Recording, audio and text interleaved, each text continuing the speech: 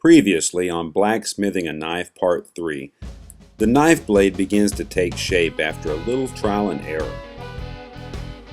And of course, there was always a few modifications from the original idea. Now to conclude the series.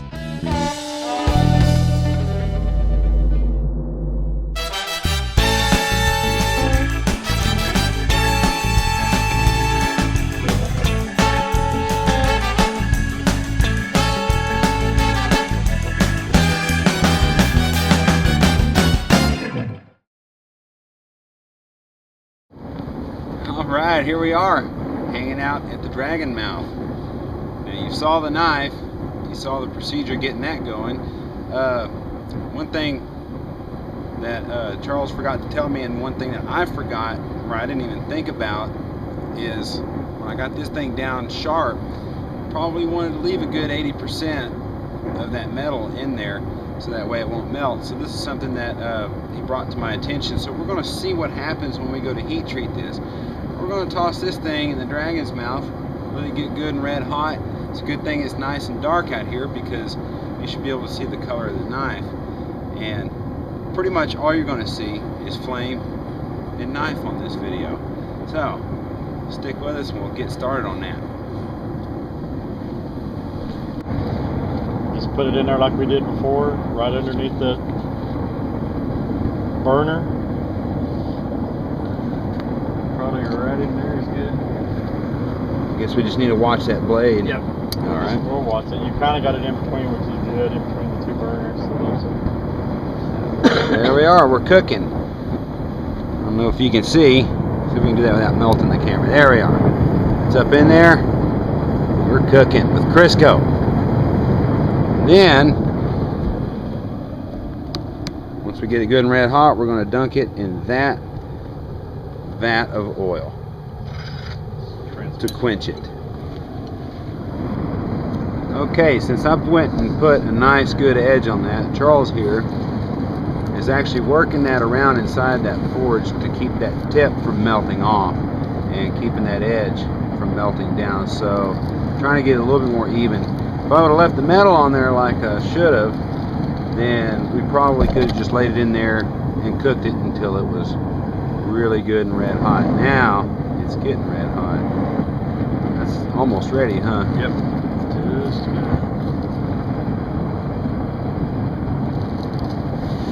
Now we don't have a magnet to demonstrate, but when they get good and red hot, when they're ready to quench in oil, which we're actually using transmission fluid, you should be able to stick a magnet to it, and when it does not stick, it is ready to drop in the oil to quench it.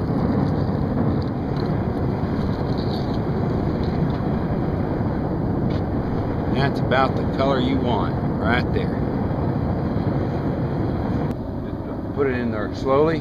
No, just go ahead and go straight to the bottom, and then lift up just a little bit so it's not touching bottom. Okay. Go ahead. All the way down, just barely lift up so it doesn't burn you. And that's it. Just let it quit bubbling and smoking, and you're good to go. And that's all there is to it.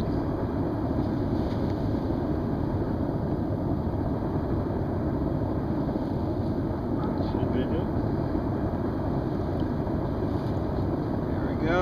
We have a nice carbon steel knife, so we'll let that cool down a bit so I can grab it barehanded.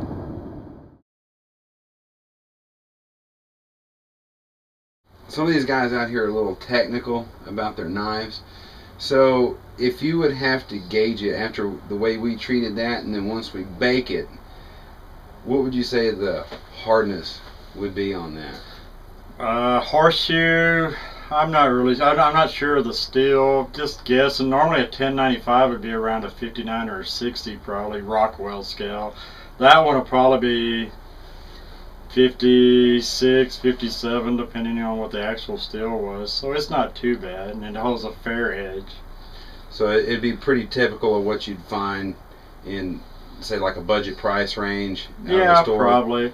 We heated that up to about, that orange was probably about 1650, 1700 degrees. So that's normally what we do, 1095. So we were using transmission fluid here, and you can typically substitute with oil. Now, I've seen some people do that with a bucket of water, but I hear that's not recommended. Is it because it cools it too quickly and can make it crack? It can, if the water's too cool, it can. I've seen people do it, and I've seen them crack, and I've seen them do it and it not crack. I mean, there's a lot of people out there that do it. They've done it more than I have, so they know. They're into it. Like me telling the color, they've done it enough that they know how to do it properly. I use transmission fluid. A lot of people don't like it because of the smell. You can use engine oil. You can use vegetable oil. You can go to Jant's or Texas Knife Supply, and they actually have an oil specifically for heat treating knives, which is probably recommended.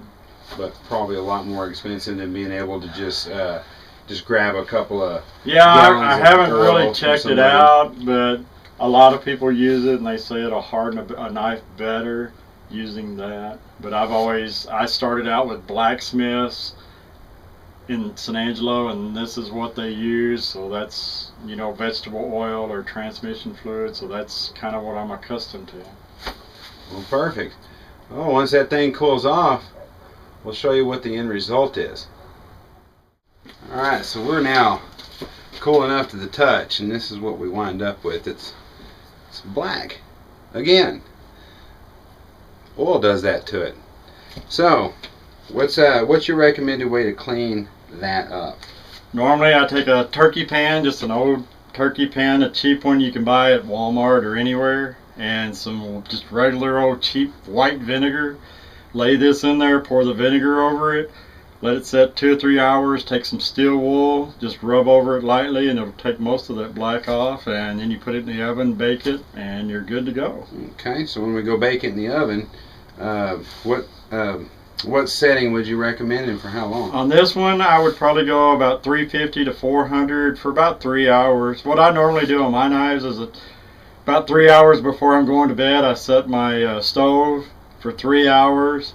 I turn it on, put my knife in there, let it bake. My oven turns off, and then I just leave it in there overnight and let it cool slowly.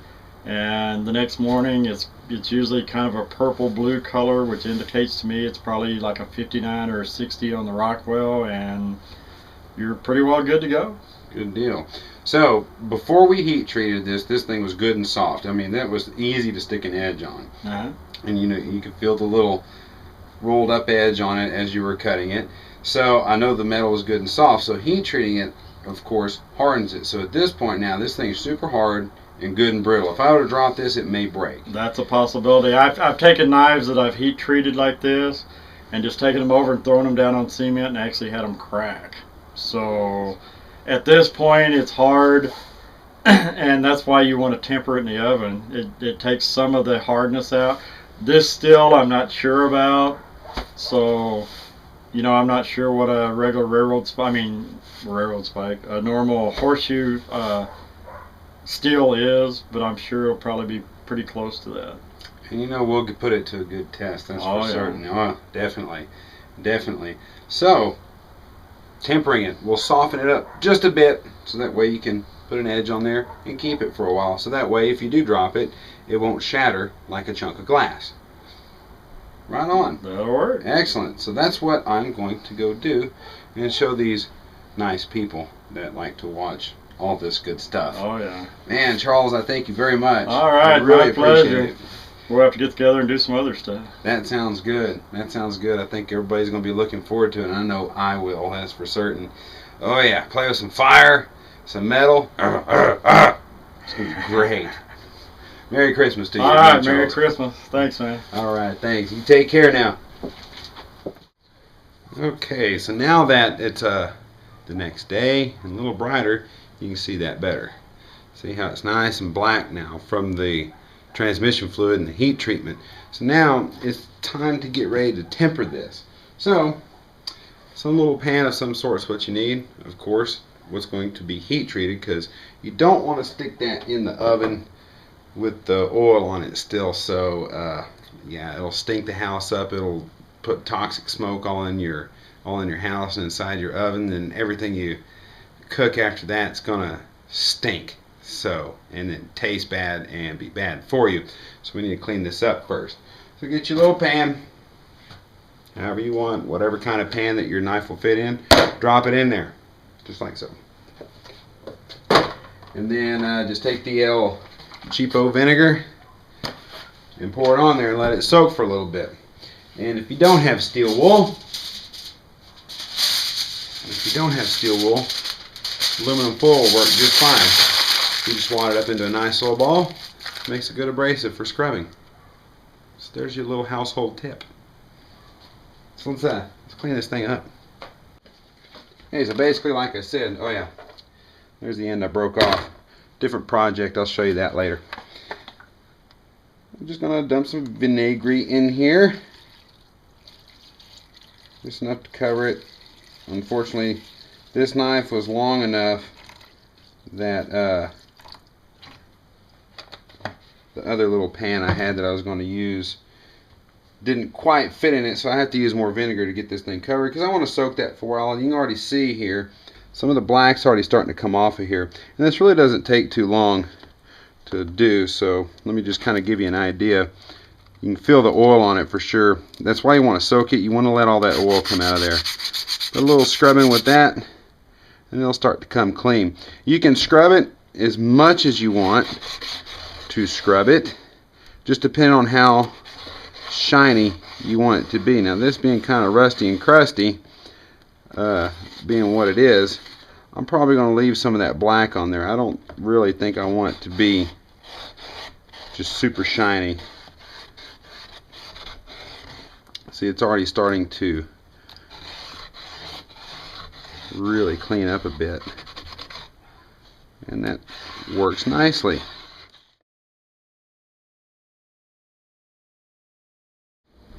Okay, so my alarm just went off, so I got my oven preheated. We're ready to temper. Charles was saying between 350 and 400 degrees for horseshoes. Well, we'll just split the difference and do 375. So just put my piece right here on just a standard old rolling pan. I'm going to stick it in there.